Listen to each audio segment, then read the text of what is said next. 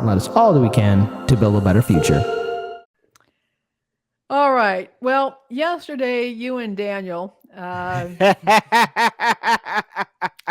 took on Georgie Porgy, George Santos, and actually you were basically cheerleading my Tulsi girl on there, who just kind of said, "What does integrity mean to you?" What does integrity mean to you, buddy? He couldn't even answer with a straight face. Well, what killed me about it is, she was so polite, Congressman-Elect Mr. Santos, and then he just called her Tulsi, which I thought was funny. You could have called her Colonel Gabbard.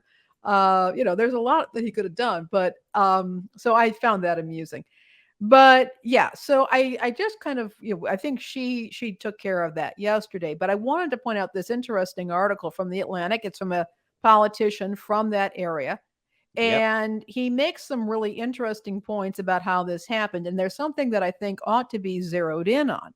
Okay. And that is that the media in that area is dominated by essentially one paper, and that is it's Newsday.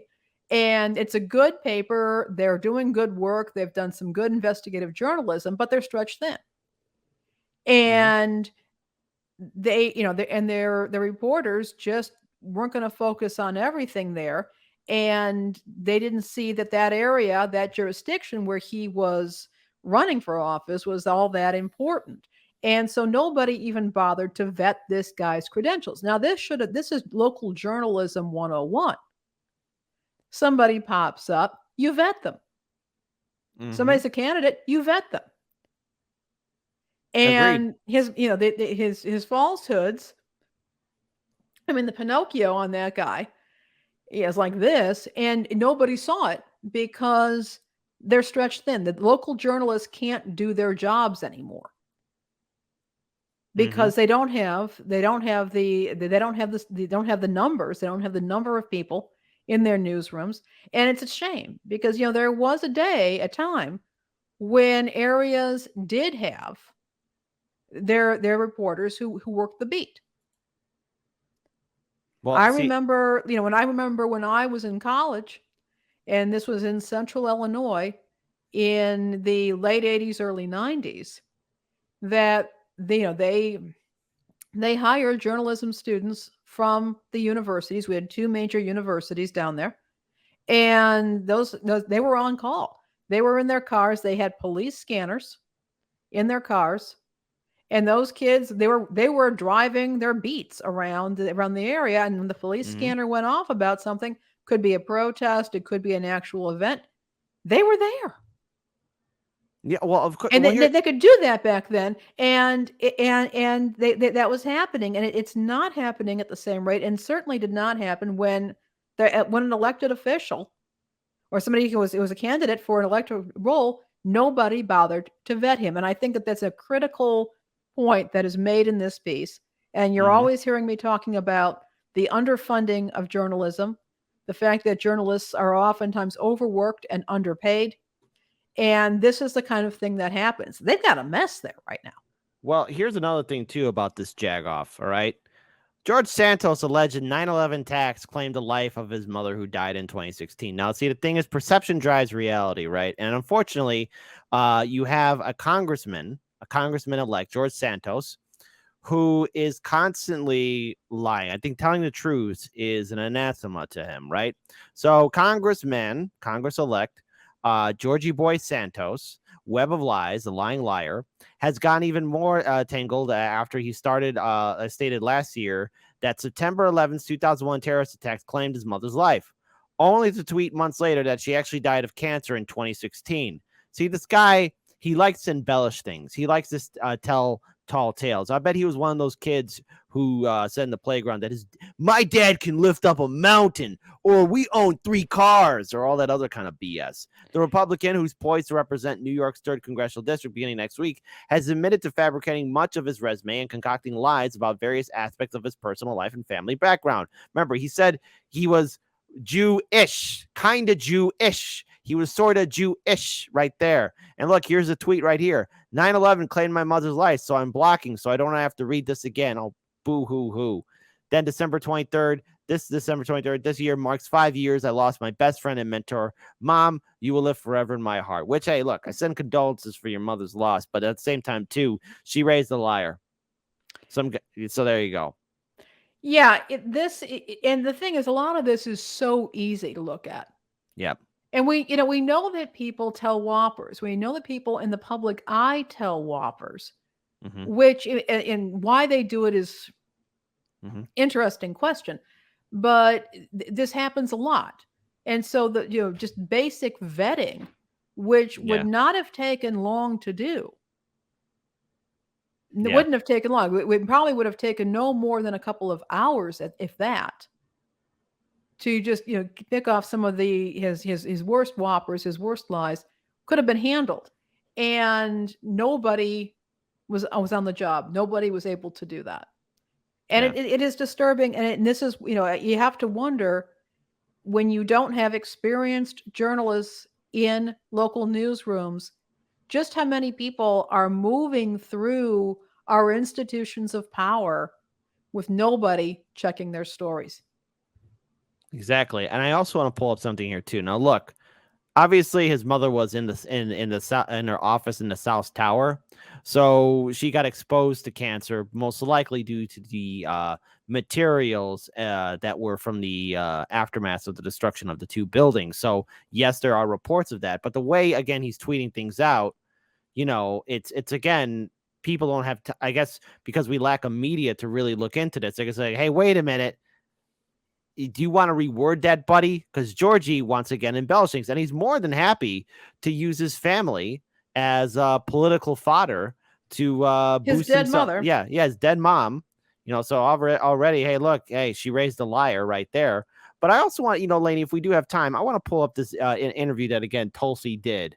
Sure, go right ahead. With good old Georgie Boy Santos. So let's play it. Of course, it means to carry yourself in an honorable way. He's talking about, she asked him a question about integrity. Honorable way. You use your dead mother as sympathy points. Yep. And you embellished about how she really passed away. You scumbag SOB.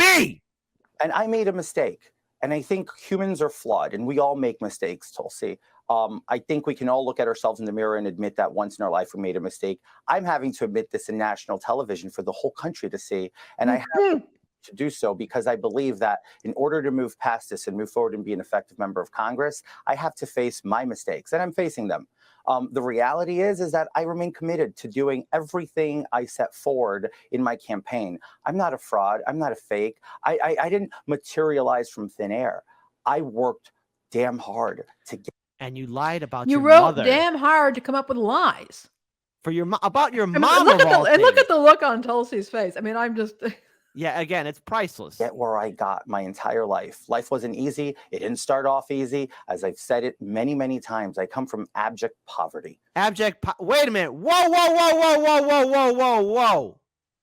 Now, hold on. Now, again, audience, I don't want to make assumptions or assume, right? But obviously, if you're working at the World Trade Center, you're making some kind of good money. Now, let's be very clear. Even in the early 2000s, living in New York City was expensive, right? But you're talking about abject poverty. Abject poverty, right? Sir, proof, evidence? Are you living in a cardboard box? Are you living in, public housing? Was that what's happening back in the day? What was going on? Because if you're willing to lie about how your mother passed away, how she really passed away, now let's be very clear here, at least according to all reports, she did work at what? The World Trade Center, but she didn't die during 9/11. She was exposed to, like everyone else was, to the dangerous material, and that's how she got cancer. But if you're willing to lie about that, even lying about working at Goldman Sachs and Citibank, if they're saying that they have no record of you there, you are a fundamental liar. And the reason why this is hitting close home to me is because, look, my family means a lot to me, okay? Mm-hmm. And, my mom, she raised me by herself.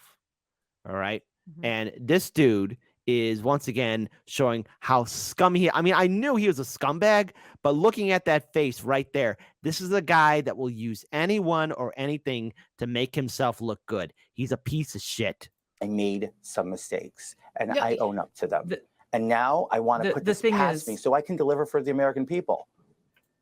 The thing is, Congressman-Elect, integrity means, yes, carrying yourself with honor, but it means telling the truth, being a person of integrity. Of And course.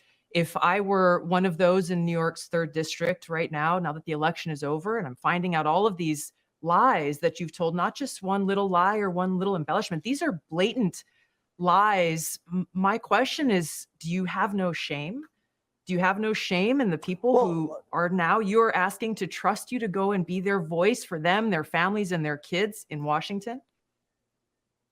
Tulsi, I can say the same thing about the Democrats and And there he is deflecting. So obviously, again, he's showing who he really is, and obviously Tulsi destroyed him in that entire interview. But well, that's she's very good at that. that should show everyone what kind of a scumbag he really is. George Santos.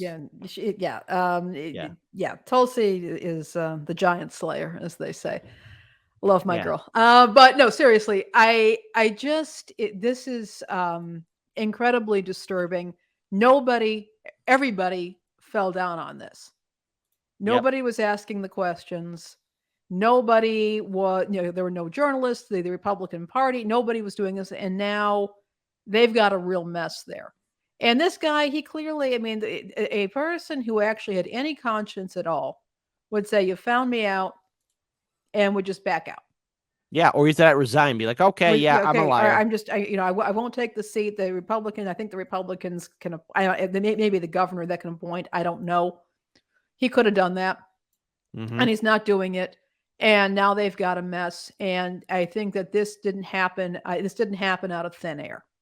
Agreed. His stories may have come out of thin air, but the situation didn't happen out of thin air. And you have to wonder just how many people walking around in places of power.